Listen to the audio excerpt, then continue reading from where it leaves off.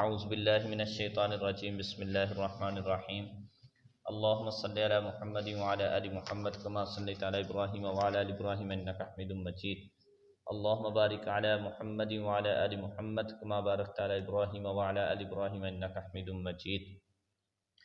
جیسا کہ ہم نے کل پڑھا تھا کہ نبی علیہ الصلوۃ والسلام کی جو وصیت ہے اپنی امت کے بارے میں وہ کیا تھی کہ میں تمہارے اندر دو چیزیں چھوڑ کے جا رہا ہوں، اس کے بارے میں تم نے گمراہ نہیں ہونا، ان کو مضبوطی سے تھامنا ہے۔ ٹھیک ہے، وہ کون سی ہیں دو چیزیں؟ قرآن پاک اور سنت رسول صلی اللہ علیہ وسلم۔ اب اسی طرح کوئی بھی چیز ہے، مثال کے طور پہ یہ حدیث ہے، آپ کو پتہ ہے یہ حدیث ہے لیکن آپ کو پڑھنی نہیں آتی، آپ کو پتہ نہیں اس کا مفہوم کیا ہے۔ اب اس کے لیے ضروری ہے کہ کوئی ایسا انسان ہو جو آپ کو سکھلائے، جو آپ کو بتائے، دوسرے لفظوں میں کہہ رہے جو آپ کا استاد ہو، جو اس یعنی کہ حدیث کو پڑھنے کا ماہر ہو، اس کے پاس فن ہو، اسے پتہ ہو حدیث کا کیا مطلب ہے، اس کا معنی کیا ہے۔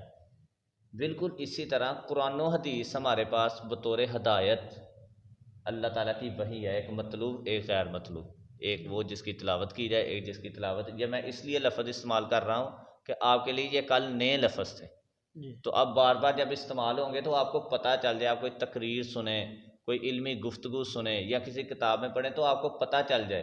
ایک ہوتی ہے وحی مطلوب، ایک ہوتی ہے وحی غیر مطلوب۔ یہ مطلوب تلاوت سے ہے، مطلوب کا معنی جس کی تلاوت کی جائے، مفعول کا صیغہ، اور غیر کا معنی ہوتا ہے نہیں، غیر مطلوب نہیں تلاوت کی گئی۔ یعنی ایک وحی وہ جو مطلوب ہے جس کی تلاوت کی جاتی ہے جیسے قرآن پاک، اور ایک ہے غیر مطلوب جو پڑھی تو جاتی ہے لیکن بطور تلاوت نہیں کی جاتی، وہ حدیث ہے۔ اب اس حدیث کو سمجھنا، اس حدیث کے مثال کا میں نے ایک چیز پڑھی ہے ایسے کرنا، یار یہ مطلب کی ہے، ان میں کیویں کراں گا۔ اب نبی علیہ الصلوۃ والسلام کے اوپر وحی نازل ہوئی، جبرائیل علیہ السلام نے آپ کو اللہ کا پیغام دیا اور صاحب بتایا بھی کہ اسے ایسے ماننا ہے۔ اب نبی علیہ الصلوۃ والسلام نے عملی طور پہ کر کے دکھایا، اسی لیے تو وہ ہمارے لیے نمونہ ہے۔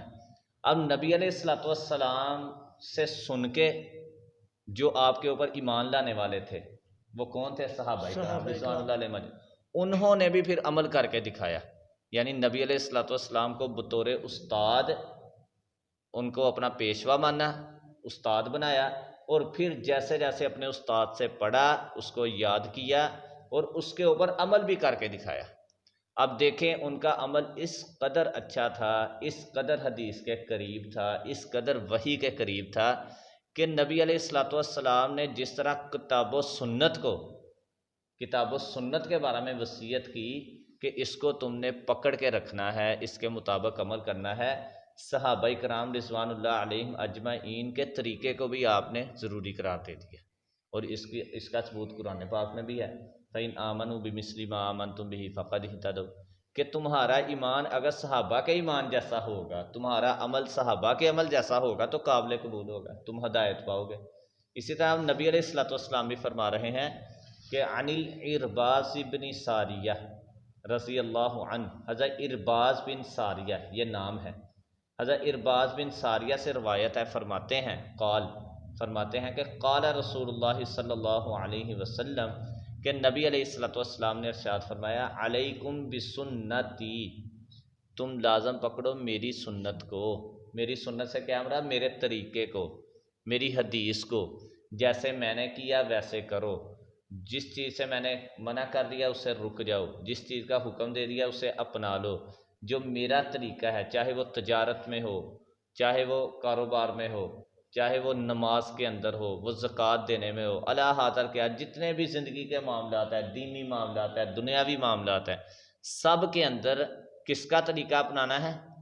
نبی علیہ الصلوۃ والسلام۔ یعنی آپ نے فرمایا علیکم بسنتی، تم لازم پکڑو میری سنت کو، میرے طریقے کو، اور ساتھ ہی فرمایا وسنت الخلفاء الراشدین المہدیین، اور میرے خلفائے راشدین کے طریقے کو جو ہدایت یافتہ تھے، میرے خلفائے راشدین جو ہدایت یافتہ تھے، یعنی وسنت الخلفاء الراشدین، یہ سنت الخلفاء خلفاء کے طریقے کو، الراشدین المہدیین جو ہدایت یافتہ تھے اور صحیح طریقے کے اوپر تھے۔ ٹھیک ہے، یہ راشدین المہدیین یہ خلفاء کی دونوں صفتیں ہیں۔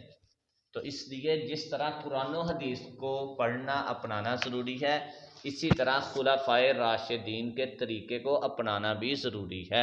کیوں کہ انہوں نے من و عن اسی طرح عمل کیا جس طرح نبی علیہ الصلوۃ والسلام نے ان کی رہنمائی کی۔ تو اس لیے یہ حدیث بہت ہی اہم ہے، حدیث کو ماننے میں، حدیث کو سمجھنے میں، اور صحابہ کرام رضوان اللہ علیہم اجمعین کس قدر ان کی زندگی ہمارے لیے اہم ہے وہ بھی اس کے اندر واضح ہو گئی۔ علیکم بسنتی، تم لازم پکڑو میرے طریقے کو، وسنت الخلفاء الراشدین المہدیین، اور میرے خلفاء راشدین کی سنت کو جو ہدایت یافتہ تھے۔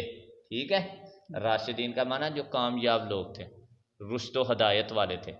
ٹھیک ہے، تو اس لیے خلفاء سے مراد صحابہ کرام ہے یہاں، کہ جنہوں نے نبی صلی اللہ علیہ وسلم کے پیچھے آنے والے، جنہوں نے آپ کا طریقہ اپنایا۔ تو ہمارے لیے بھی صحابہ کرام، دیکھیں اب جتنی بھی حدیثیں ہم پڑھتے ہیں پہلے صحابی کا نام آتا ہے کہ اس صحابی نے نبی صلی اللہ علیہ وسلم سے سنا، ڈائریکٹ نبی صلی اللہ علیہ وسلم کا نام نہیں آتا، کیونکہ ہم تک نبی صلی اللہ علیہ وسلم کی بات کن کے ذریعے پہنچی ہے؟ صحابہ کے ذریعے، صحابہ سے تابعین نے، تابعین سے تبع تابعین نے، اس طرح علماء ہم تک حدیثیں پہنچی ہے۔ یعنی صحابہ کرام کو اگر نکال دیں تو نبی صلی اللہ علیہ وسلم کی حدیث ہم تک پہنچ نہیں سکتی۔ تو اس لیے نبی علیہ الصلوۃ والسلام نے جیسے کہا کہ قرآن و حدیث کو تم لازم پکڑو، اسی طرح میرے طریقے کے ساتھ ساتھ صحابہ کے طریقے کو بھی اپناؤ، اور یہی بہترین لوگ تھے جو ہدایت والے تھے، رشد و ہدایت والے تھے، ان کا طریقہ میرا طریقہ ہے، اور جو میرا طریقہ ہے وہ وحی کے مطابق ہے۔ تو اس لیے یہ آج کی حدیث بڑی اہم ہے۔ اس سے ہمیں یہ پتہ چلا کہ جس طرح کتاب و سنت اپنانا ضروری ہے، اسی طرح صحابہ کرام کا طریقہ اپنانا بھی ضروری ہے۔ وما علینا الا